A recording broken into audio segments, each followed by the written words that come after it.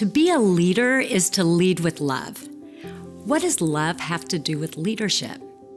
Actually, quite a bit. We don't always talk about the softer side of leadership. Somewhere along the line, people told us we have to be tough to get ahead. But it's not true. In any relationship, people need to feel loved in a way that resonates with them. Have you heard of the 5 love languages? Author Gary Chapman has written a new version of his bestseller for the workplace. Chapman describes how we can best value and appreciate our colleagues. The first love language is words of affirmation, my personal favorite. I can see you've been here late every night this week. Thank you. Wow, what a creative project. Well done. I was once at a colleague's event. It was a weeknight and getting really late, so I had to get back to the kids. My colleague was in the middle of a crowd of important people when I had to leave, so I just left. Life was busy in my house, and I forgot to circle back to her. Weeks later, she told me that she had been disappointed I'd left the event early. But I came, I said. Isn't life about showing up? My mistake. Her love language is also words of affirmation. I never told her how great the event was, and I should have. The second way of expressing love is by giving gifts. Not jewels, but tokens of appreciation. A plant, a handwritten note.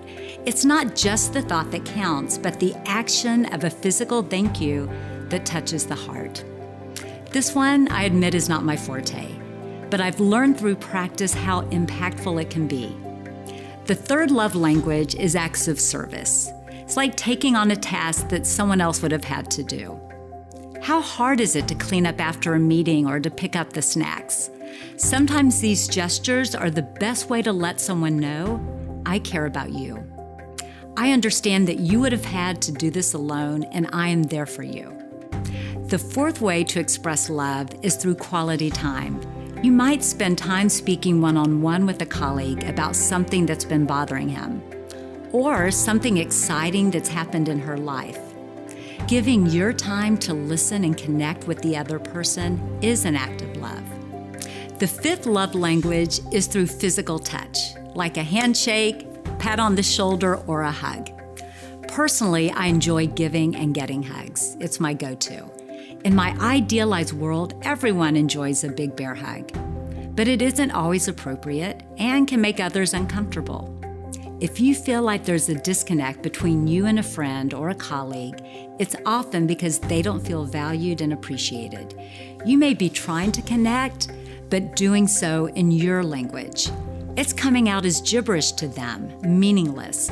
So step back and try a different language. Keep trying until you see or hear the appreciation. Then you know you're being understood. So does love belong in leadership? I think it does. When we learn each other's love languages, we show our colleagues how much they and their work mean to us. Ultimately, we can work better together. And being an effective leader means being both self-aware and aware of the needs of those around us. Get to know the people around you, learn what makes them feel appreciated, and then let them know which love languages work for you.